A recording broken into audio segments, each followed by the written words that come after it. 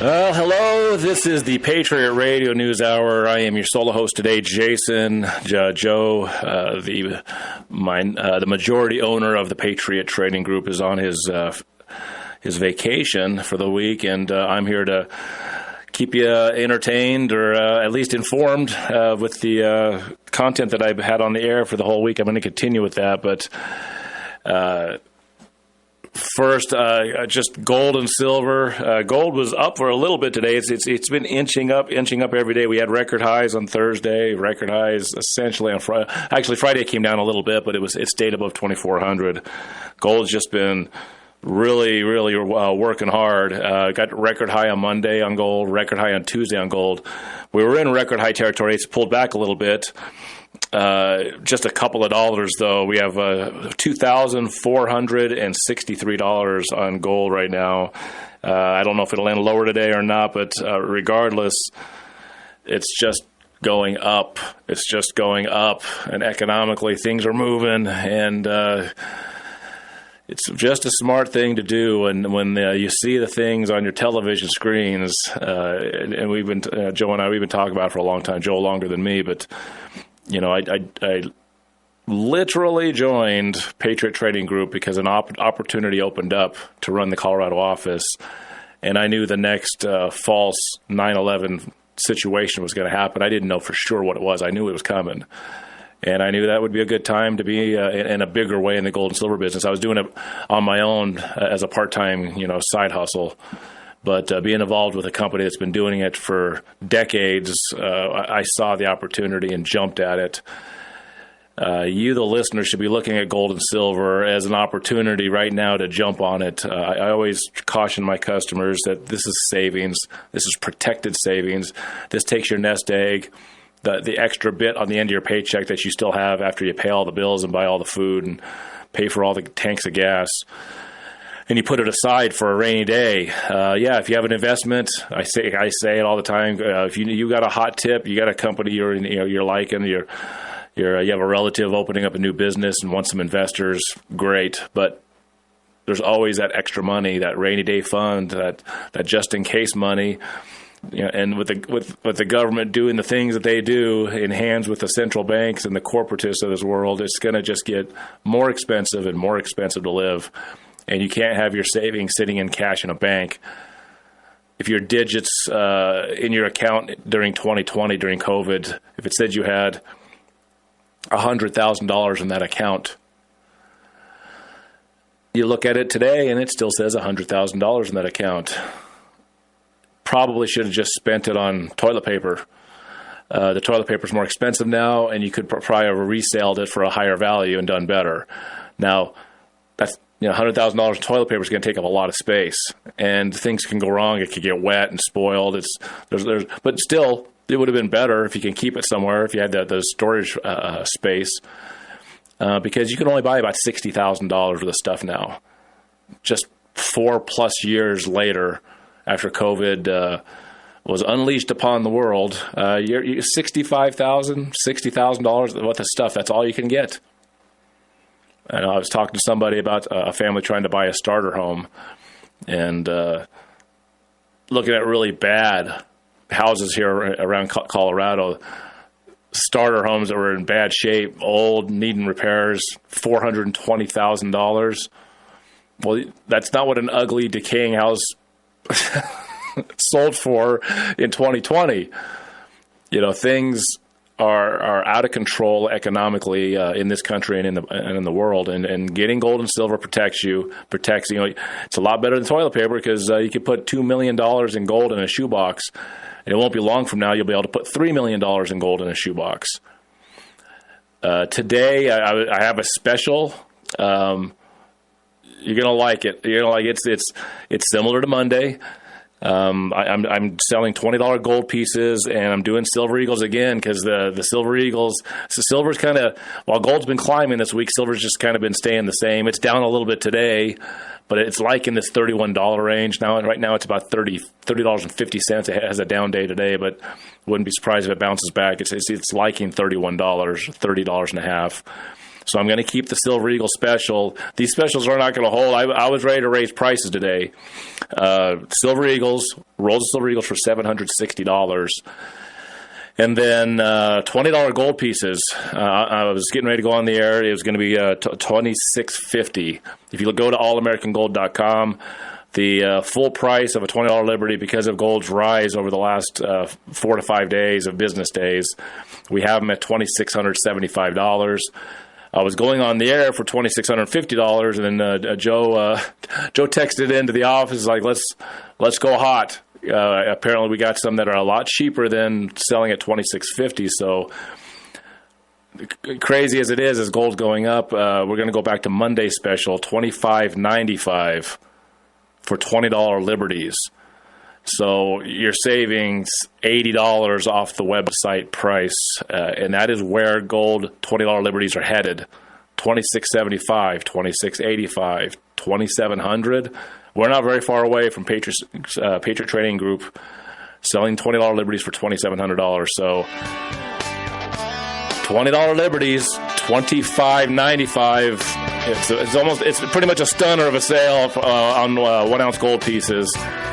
$760 for a roll of Silver Eagles. 800-951-0592. Call the number, get your gold and silver. 800-951-0592. We'll be right back. Welcome back. This is Jason, solo host, Patriot Radio News Hour this week. Joe on vacation. Those gold and silver specials, once just to let you know, call that number, 800-951-0592, and get yourself stacking. This week I've been doing a long show that's a history of central banking and the enslavement of mankind by Stephen Mitford Goodson. I'm finishing up with part 3, Napoleon and the Bank of France. We're going to do that, and then I'll move on to a little bit of part 4. Tomorrow I'll be skipping to part 6. It just goes better with the shows that I'm doing, this one and the Half Empty Cup of Joe. I'll come back to chapter 5 on Friday. I'm going to try to get as much done as I can. There is actually 8 parts. Just can't get it all done, but it's good content. I'll maybe in the future be able to roll some more of this out. But if you want to know who the they are, who is the they? What do they do, and who are they? You're going to hear a lot of names throughout history that create central banks and create the problems that bankrupt a nation. And you're going to hear a lot of it with the historical stuff. You're going to hear a lot of stuff that sounds like today by listening to what happened years and even centuries ago. There we go. Here's the last part of Chapter 3, Napoleon and the Bank of France. See any virtue in competition of this kind. On the 22nd of April, 1806, a new act was passed, which replaced the 3-member Central Committee with a governor and 2 deputy governors. These appointments were personally vetted by Napoleon. The new act also increased the bank's capital to 90 million francs. Napoleon was so suspicious and distrustful of bankers that he personally supervised the operations of the Treasury, lest the secrets of his monetary policies leak out and be exploited by speculators. He was thus his own banker, who controlled both the creation and distribution of money and credit to the chagrin of the international bankers, particularly the Rothschilds, who were virtually excluded from operating in continental markets. Napoleon made the franc the most stable currency in Europe. After France had abandoned the loan markets of the City of London, a fog of depression settled on its fraternity of bankers and usurers. In typical fashion, the English press began to stir up trouble for Napoleon. He was accused of having not observed the conditions of the Treaty of Amiens, which had been signed between England and France on the 25th of March, 1802. Relations broke down when Napoleon refused to sign a trade treaty, which would promote free trade and a modern-day version of globalization, and thereby force him to diminish the autarky and isolationism of his continental policy. England, under the direction of her international bankers, proceeded to bankroll Austria, Prussia, Russia, Spain, and Sweden, and duly declared war on France. The coalition forces exceeded 600,000. Napoleon could not muster even a third of that number, and would under normal circumstances have been compelled to secure a banker's loan in order to arm and feed them. On the 20th of December, 1803, he trumped the warmongers by selling Louisiana to the United States of America for £3 million. A brief period of peace and prosperity ensued. However, in 1806, a new coalition consisting of England, Russia, and Prussia, at the initiative of the last-named country, took to the field. Although the coalition forces were defeated at Jena on the 14th of October, 1806, Napoleon was forced to engage in a series of needless and senseless wars for the next 9 years in order to protect France and her new economic dispensation. He promulgated the Continental Blockade, whose objective was to destroy England's export trade, as he realized that England could not finance her imports and fund her allies at the same time. At the Treaty of Tilsit, signed on the 7th of July, 1807, on a raft in the middle of the Niemen River in East Prussia, Napoleon and Tsar Alexander I agreed to an alliance which made them the masters of continental Europe. Alexander agreed to join Napoleon's continental blockade of England and to provide each other with mutual support in the event of disputes with other nations, and in particular the British Empire. At that time, France and Russia were the only two countries in Europe which were not on the usury system and were furthermore not indebted to the Rothschilds. They were therefore the only free and independent nations. However, a few years later, Russia started to violate the blockade. This action was premised on the fact that Russia, a producer of mainly raw materials, had very little industrial capacity and had been dependent on England for the importation of industrial products.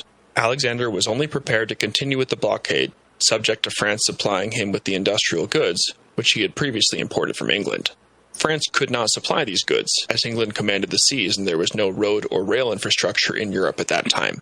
Therefore, in order to enforce the blockade, Napoleon decided to invade Russia on the 24th of June, 1812, with an army of over 500,000 soldiers. Although he reached Moscow on the 14th of September, 1812, he found that it had been abandoned, and the subsequent winter retreat turned into a major disaster, with only 110,000 of his original army surviving. The following year, Napoleon was defeated at the Battle of the Nations, east of Leipzig, on the 19th of October, 1813. On the 11th of April, 1814, he abdicated at Fontainebleau. After being banished to the island of Elba, situated between Corsica and Tuscany, Napoleon attempted to stage a comeback at the Battle of Waterloo in modern-day Belgium on the 18th of June, 1815. All the belligerents, England, Prussia, and France, were financed by Nathan Rothschild, with France receiving a loan of £10 million. After his defeat, Napoleon was exiled to the British island of St. Helena in the South Atlantic, where he died under suspicious circumstances when he was still a fit man at the age of 51, on the 5th of May, 1821. An examination of Napoleon's remains has indicated that he almost certainly died of cyanide poisoning following chronic arsenic intoxication. In such a case, it would undoubtedly have been the work of a Rothschild assassin, which conforms to a pattern repeated consistently during the past 2 centuries of assassinating all leaders who propose, institute, or maintain systems of usury-free banking.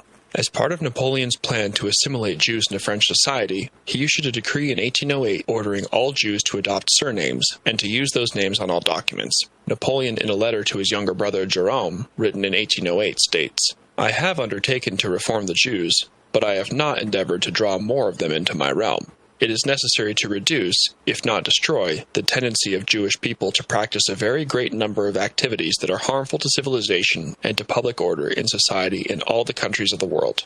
It is necessary to stop the harm by preventing it. To prevent it, it is necessary to change the Jews. Once part of their youth will take its place in our armies, they will cease to have Jewish interests and sentiments. Their interests and sentiments will be French." Achievements of the French state banking system.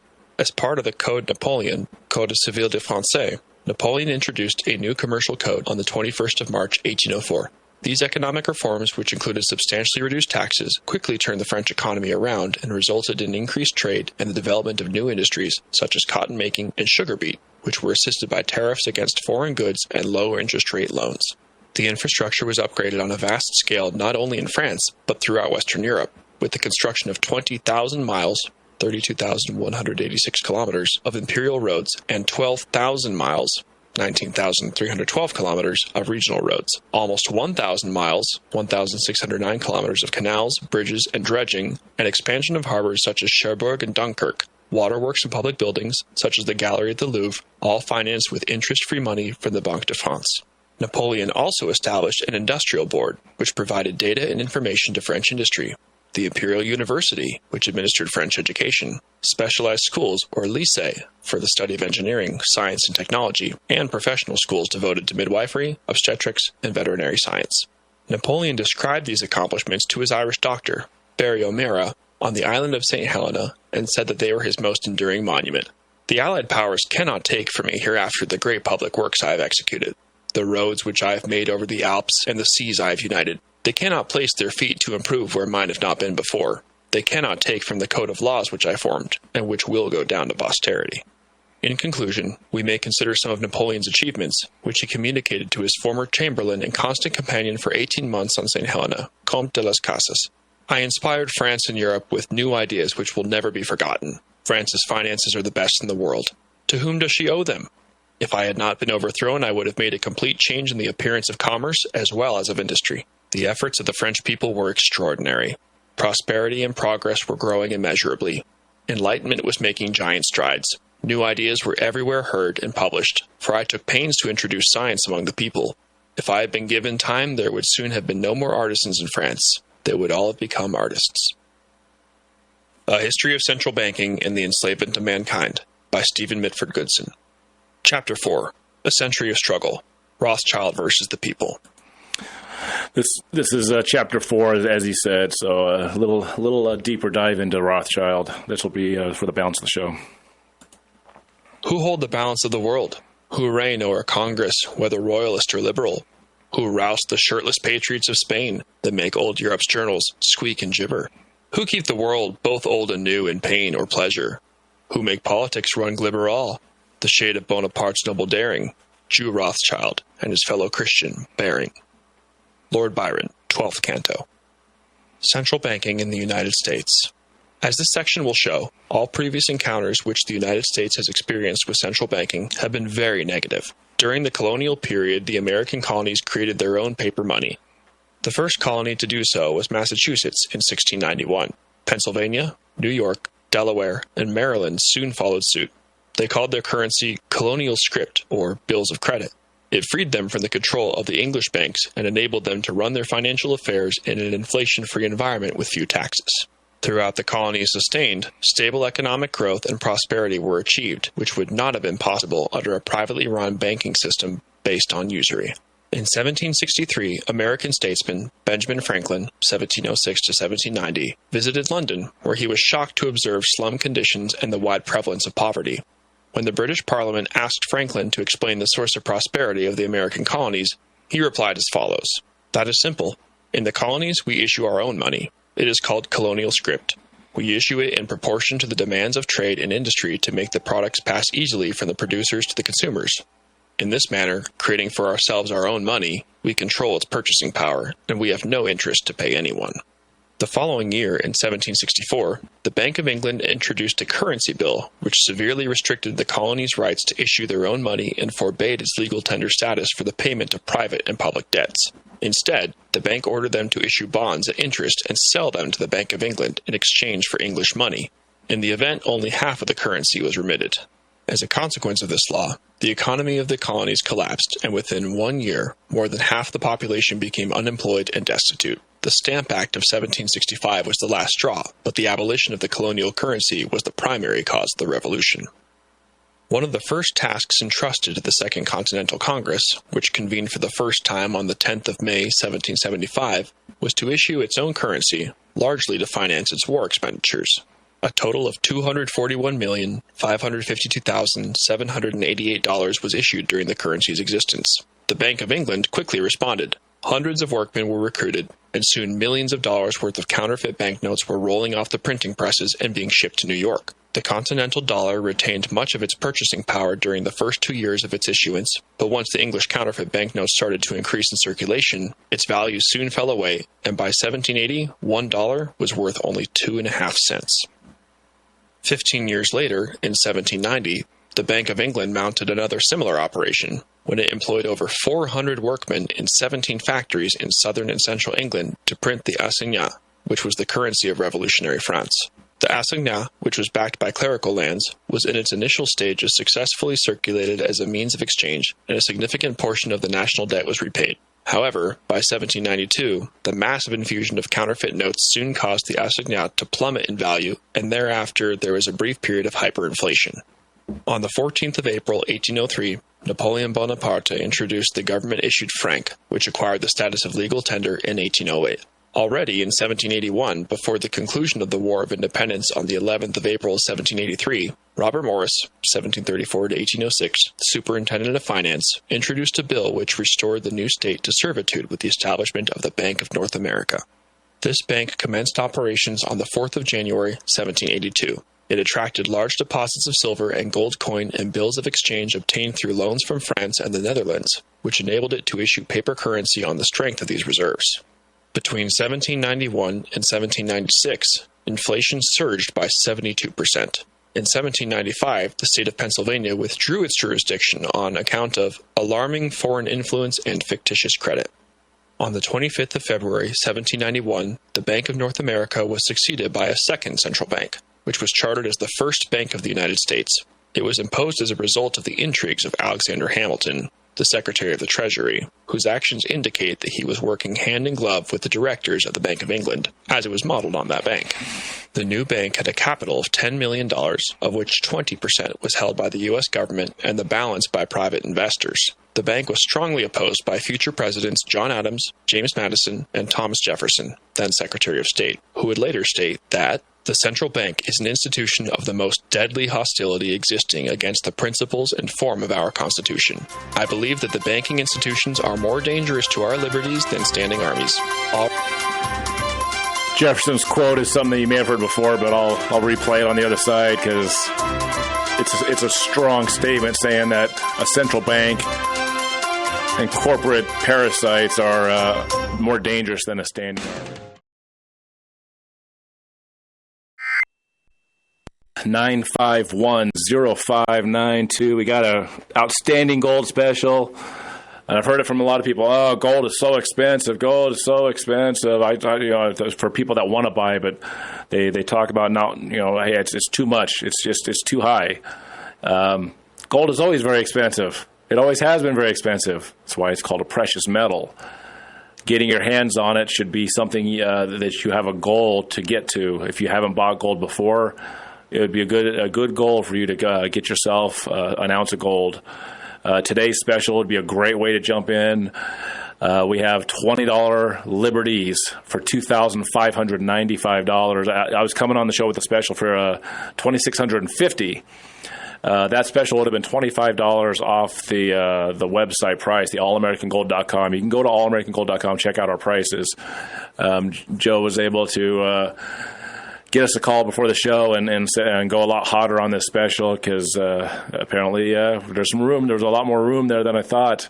So $2,595. I don't suspect when Joe gets back on Monday that this is going to be the price. I mean, gold could have a pullback. Who knows day to day. But from the trajectory of gold in 2024 and what's going on, it looks very likely that $20 gold pieces below $2,600 is those days are numbered. 800-951-0592. You can get rolls of Silver Eagles if you want to get some silver. Rolls of Silver Eagles, $760. Same number. Order it as much as you can.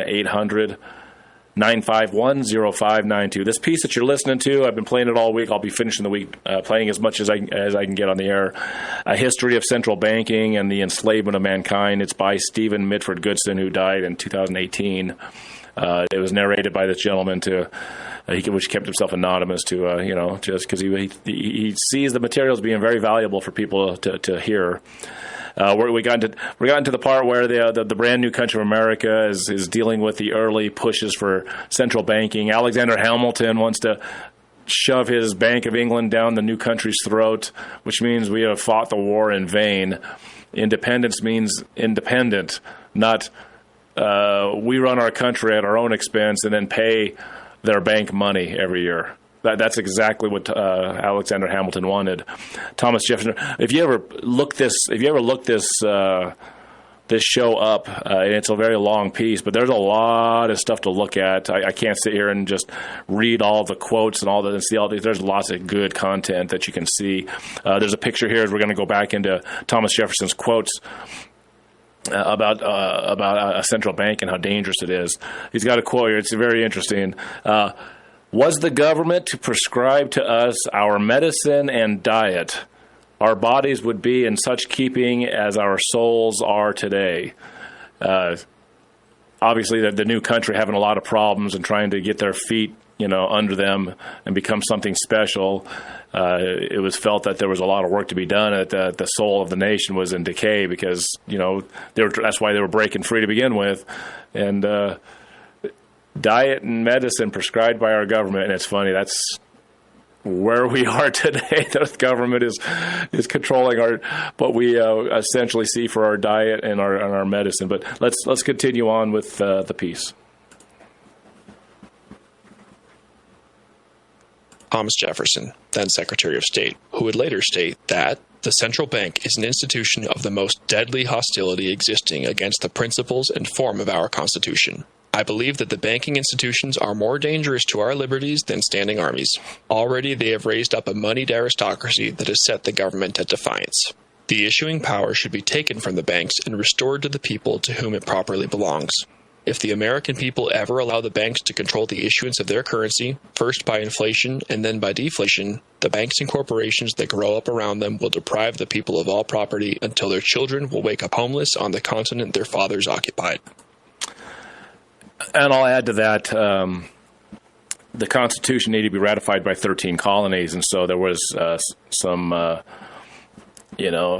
compromise that happened from the real constitutionalists. And Thomas Jefferson wanted an amendment to the Constitution that said that the Treasury of the United States would not have the power of borrowing, that they are forbidden to borrow. And that just makes sense. If the Treasury does not have the power of borrowing, then you can't have a central bank. Because that's how the central bank has its power. It gets people, countries, institutions, states, cities into debt. And that's how they become powerful over you. If the Treasury didn't have the ability to borrow, then the Treasury would be forever taxed with the responsibility of creating the money. And then when we vote people into Congress and the Senate, when we put our elected officials there for the federal finance, which shouldn't be as big as it is, the government shouldn't be as big as it is. If there were guys in Washington that were doing dirty deeds, we would just vote new people in. But with the banking system we have today, you cannot vote new people in. The bank has bought them all. Remember, the debt owns everything, and everybody is either like we saw the statement earlier from Rothschild. Most people are either interested in the gains of the system, or they just don't understand the system. And in that situation, they'll be fully in power, which is where we stand today. Let's continue. The following year, the bank organized the first crash, known as the Panic of 1792. By flooding the market with cheap loans and suddenly calling most of them in, the bank precipitated a 25% plunge in the price of 6% Treasury bonds, which resulted in financial chaos. By the end of 1795, the bank had lent $6 million to government, or 60% of its capital. As the bank was allegedly concerned about the stability of government finances, it demanded partial repayment of this loan. The government did not have the funds available and was therefore forced to sell its shareholding in the bank between the years 1796 and 1802. By means of this cunning ruse, the bank became 100% privately owned, of which 75% of the shares were held by foreigners. In 1811, the bank's charter came up for renewal. The bank was concealing its profits, operating in a clandestine manner, and was believed to be unconstitutional. It was designed primarily to serve the business interests of the North at the expense of the agricultural development of the South, while the Democrats, Republicans, Jeffersonians wanted to abolish it. Former President Thomas Jefferson was one of those who violently opposed renewal of the bill. What particularly irked the legislators was the fact that the bank was now 100% in the ownership of foreigners. The press variously described the central bank bill as a great swindle, a vulture, a viper, and a cobra. Furthermore, they contended that it was the constitutional right of Congress to regulate weights and measures and issue coined money. The bill was defeated by a wafer-thin margin of 65 to 64 votes, which was an achievement, as there is a strong likelihood that many of the yes votes were bought. On the 3rd of March, 1811, the bank finally closed its doors. When the principal shareholder of the First Bank of the United States, Mayor Amschel Rothschild, heard about the deep dissension regarding the renewal of the bank's charter, he flew into a rage and declared that either the application for renewal of the charter is granted, or the United States will find itself involved in a most disastrous war. So our Congress got rid of the central bank, and Rothschild's like, well, there's going to be a war. They got rid of the bank in 1811. Well, the War of 1812, if you really have ever wondered why it's the War of 1812 and not the War of 1816 or the War of 1808, you got rid of the bank, and then the bank decided to send the Bank of England and the British 800-951-0592. Jump on those gold and silver specials today. Things like this is what got me into it, is learning about, the history of financially of this country and the world. I backed it up just a few moments because I want everyone to hear, I wish we had people in this country that could eliminate central banking and bring the power back to the people.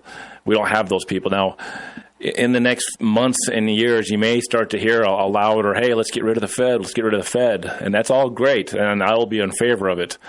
But another thing you'll hear is, well, what will we replace it with? The way to look at it is if you have cancer, okay, someone in your family is diagnosed with cancer.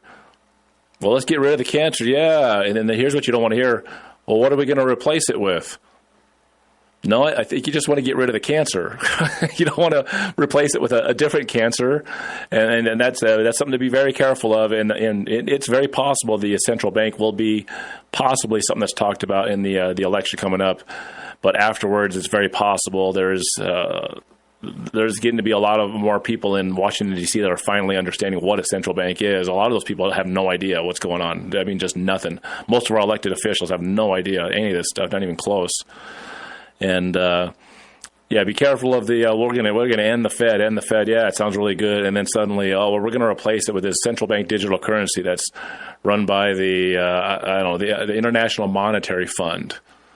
It's an international monetary fund. They don't have any specific beef on Republicans or Democrats. They're unconcerned. They're just going to be a business that's going to run our money. Nope, ain't going to work. The International Monetary Fund has been destroying Argentina for decades and many other countries across the world. It's actually a lot worse than the Fed, but they're all working together. So let's listen to what happened to that first bank in the United States, where by one vote we didn't renew the charter, and then listen to what Rothschild has to say about these pathetic Americans stepping on his agenda. Its profits, operating in a clandestine manner, and was believed to be unconstitutional. It was designed primarily to serve the business interests of the North at the expense of the agricultural development of the South, while the Democrats, Republicans, Jeffersonians wanted to abolish it. Former President Thomas Jefferson was one of those who violently opposed renewal of the bill. What particularly irked the legislators was the fact that the bank was now 100% in the ownership of foreigners. The press variously described the central bank bill as a great swindle, a vulture, a viper, and a cobra. Furthermore, they contended that it was the constitutional right of Congress to regulate weights and measures and issue coined money. The bill was defeated by a wafer-thin margin of 65 to 64 votes, which was an achievement, as there is a strong likelihood that many of the yes votes were bought. On the 3rd of March, 1811, the bank finally closed its doors. When the principal shareholder of the First Bank of the United States, Mayor Amschel Rothschild, heard about the deep dissension regarding the renewal of the bank's charter, he flew into a rage and declared that either the application for renewal of the charter is granted, or the United States will find itself involved in a most disastrous war. He also said that, I will teach those impudent Americans a lesson and bring them back to colonial status. Rothschild tried to influence the British Prime Minister Spencer Perceval into declaring war on the United States in order to resurrect his privately owned central bank. In 1807, Perceval joined the cabinet as Chancellor of the Exchequer. At that time, England was at war with France, and one of his principal tasks was to raise money in order to finance the war. Instead of increasing taxes, he raised a number of loans, initially from the Barings Bank, and thereafter mainly from the Rothschilds. Perceval's secretary was John Charles Harries, who had been appointed to that position 5 years previously. Harries was an intimate of Nathan Rothschild, and until his death in 1858, faithfully served the Rothschild cause in the various positions he held in the British government as First Lord of the Treasury, Commissary General to the Army, and Chancellor of the Exchequer. Meanwhile, Rothschild agent provocateurs were stoking up discontent in North America. In order to provoke the Americans, the British started to interfere with U.S. trade with France, which had imposed a continental blockade against England.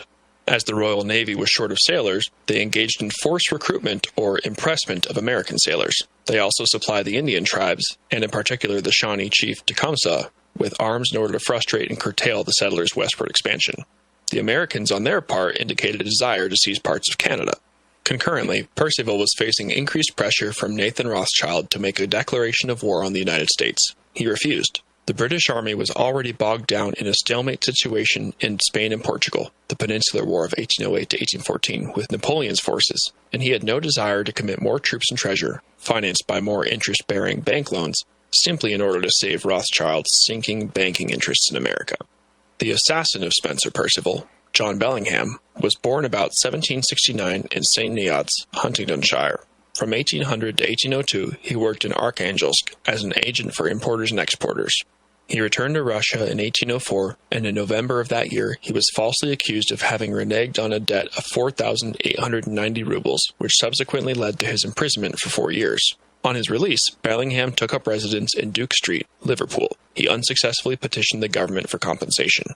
Bellingham, a bitter and aggrieved man, fell into company with two dissolute American merchants, Thomas Wilson and Elisha Peck, who were both keen to have orders in council, which forbade neutral nations from trading with France, abrogated. These orders in council had been introduced by Perceval in response to Napoleon's continental blockade, which the latter had instituted in 1806 and prohibited trade with Britain and Ireland. Their continuation was due to be debated in Parliament on that fateful evening.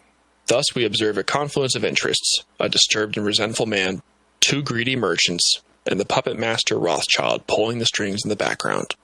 At 5:15 p.m. on the 11th of May, 1812, as Perceval entered the lobby of the House of Commons, Bellingham stepped forward and shot him in the heart. Perceval collapsed, uttering, "Murder! Oh my God!" and within minutes was dead. 4 days later, Bellingham was put on trial at the Old Bailey. The trial lasted 3 days. A plea of insanity was rejected. The brevity of the trial was presumably related to the necessity of preventing any untoward disclosures. As is customary with this type of political assassination, the lone assassin theory has to be preserved at all costs. On the 18th of May, 1812, Bellingham was hanged. A few weeks later, after Perceval's murder, the orders in council forbidding neutral nations trading with France were revoked. Yeah, what happens to you when you say no to the moneyed elite? I guess off with your head, right? We got one more segment coming up to wrap up this Wednesday. Stay with us.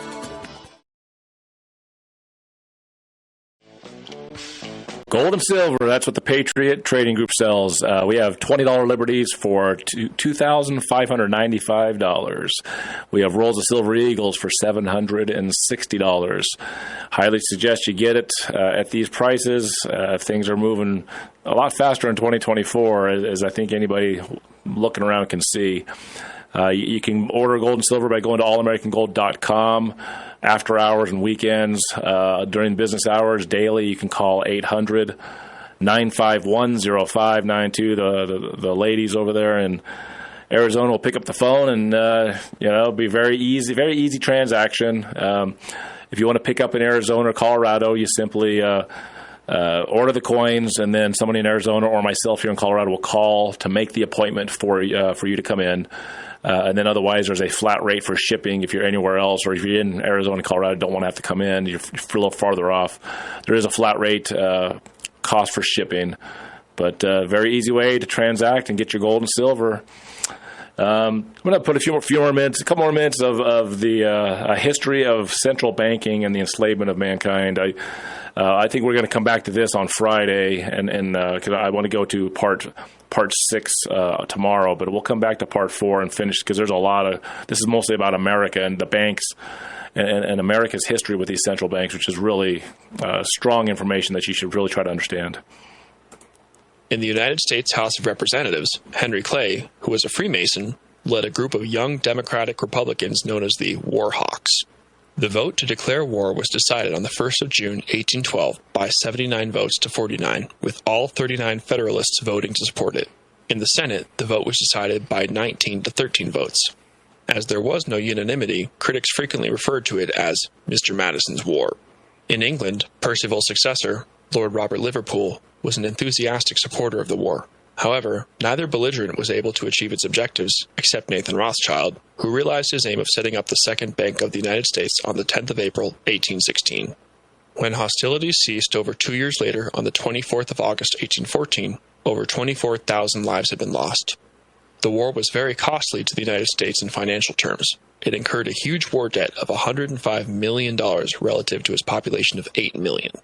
As a result thereof, the national debt increased by 182% from $45 million in 1812 to $127 million in 1815. Peace was signed in Ghent, Belgium, on the 24th of December, 1814. The Second Bank of the United States had an enlarged capital of $35 million. The bank immediately established a large number of branch banks to lend fiat money at compound rates of interest. In 1822, President James Monroe appointed Nicholas Biddle president of the bank.